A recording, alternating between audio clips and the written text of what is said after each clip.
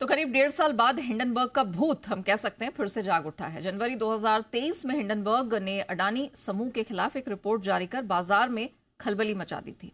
अब उस रिपोर्ट ने किसी कंपनी के खिलाफ नहीं बल्कि खुद सेबी चीफ माधवीपुरी बुच और उनके पति धवल बुच के खिलाफ ये जारी की है रिपोर्ट।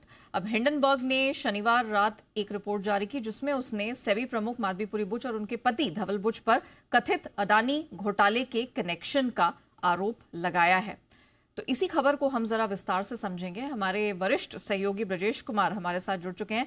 ब्रजेश जी, मॉर्निंग। पहले तो जरा बताइए, ये ओवर द वीकेंड जो एकाएक बड़ी विस्फोटक सी रिपोर्ट निकल कर आई हिंडनबर्ग से, ये मामला है क्या और सेबी चीफ ने इस मुद्दे पर क्या सफाई दी है? माधवीपुरी बुच और उनके पति पर हिंडनबर्ग रिसर्च ने आरोप लगाया है। हिंडनबर्ग रिसर्च का ये कहना है कि अडानी ग्रुप में गड़बड़ी करने के लिए जिन फंड का इस्तेमाल किया गया था उसमें से एक फंड में माधवीपुरी बुच और उनके पति ने भी निवेश किया था। हिंडनबर्ग रिसर्च का यह आरोप है कि शायद इसी वजह से अडानी ग्रुप से जुड़े मामलों में कार्रवाई में सेबी ने तेजी नहीं दिखाई या गंभीरता नहीं दिखाई। हिंडनबर्ग रिसर्च ने ये जो रिपोर्ट पब्लिश की है वो एक विसिल ब्लोअर से मिली जानकारी के आधार पर किया है। हालांकि इस मामले पर सेबी चेयरपर्सन और उनके पति का भी बयान आया है और उन्होंने इस मामले को पूरी तरह से निराधार और बेबुनियाद बताया है। उन्होंने कहा कि चूंकि सेबी ने हिंडनबर्ग रिसर्च के खिलाफ कार्रवाई शुरू की है, इसीलिए उनके चरित्र हनन का प्रयास किया जा रहा है। साथ ही ये भी कहा कि उनकी तरफ से सेबी को पहले भी सारे डिस्क्लोजर दिए जा चुके हैं और भविष्य में अगर ज़रूरत पड़ती है किसी भी अथॉरिटी के सामने तो वो सारा का सारा डिस्क्लोजर देने को तैयार हैं। उन्होंने ये भी कहा कि उनका जीवन और उनका वित्तीय लेन देन एक खुली किताब है और इसमें कहीं भी कुछ भी छुपाने की कोई गुंजाइश नहीं है। ऑलराइट ब्रजेश जी, ये तो सेबी चीफ और उनके पति ने क्लैरिटी दी, लेकिन इस मुद्दे पर खुद जो अडानी समूह है, ब्लैकस्टोन है, इंडिया इन्फोलाइन है, इन सब की क्या प्रतिक्रियाएं हैं? बिल्कुल, इस मामले पर अडानी ग्रुप और ब्लैकस्टोन और साथ ही जो इंडिया इन्फोलाइन है उसकी भी सफाई आई है। अडानी ग्रुप का ये कहना है कि ये पुरानी बातों का ही, पुराने आरोपों का ही दोहराव है, इसमें कहीं भी कुछ भी नया नहीं है। गलत तरीके से और गलत नीयत के साथ ये सारे आरोप लगाए गए हैं।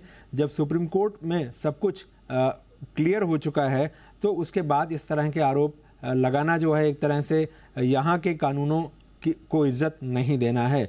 साथ ही ये भी कहा कि अडानी ग्रुप का जो भी ओवरसीज होल्डिंग स्ट्रक्चर है वो पूरी तरह से ट्रांसपेरेंट है।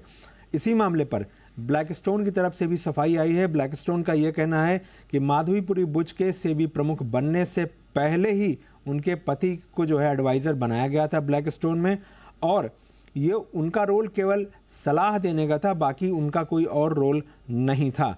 उनकी नियुक्ति जो है, उनके पति की नियुक्ति जो थी ब्लैकस्टोन में बतौर एडवाइज़र, वो उनके कामकाज के तजुर्बे को देखते हुए की गई थी, ना कि इसलिए की गई थी कि वो माधवीपुरी बुच के पति हैं। साथ ही ब्लैकस्टोन ने यह भी कहा कि उसका जो है रीट की पॉलिसी बनाने या भारतीय बाजार में जो निवेश है ब्लैकस्टोन का, उससे कोई कनेक्शन नहीं है। इस मामले में एक अहम सफाई जो है IIFL यानी 361 की तरफ से भी आई है। उनका ये कहना है कि IPE प्लस फंड 1 पूरी तरह से कंप्लायंट फंड था और अक्टूबर 2000 में बनाया गया था और 2019 तक ये चालू था। इन्होंने साफ तौर पर कहा कि अडानी ग्रुप के शेयरों में किसी भी तरह का कोई निवेश इस फंड की तरफ से नहीं किया गया था। माधवीपुरी बुच और उनके पति की हिस्सेदारी का निवेश इस फंड में 1.5% से भी कम था, पूरे इनफ्लो का जो फंड में था। और इस फंड का पीक जो AUM था वो करीब $5 करोड़ के आसपास था और 90% पैसा जो है वो बॉन्ड में निवेश किया गया।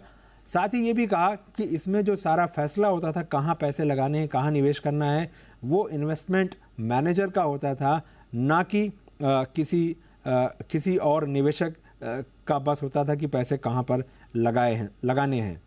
ऑलराइट, चलिए, धन्यवाद ब्रजेश जी, पूरा मामला दर्शकों को समझाने के लिए। तो ऑफ कोर्स इस डेवलपमेंट पे, स्टोरी के डेवलपमेंट पे तो नजर रहेगी।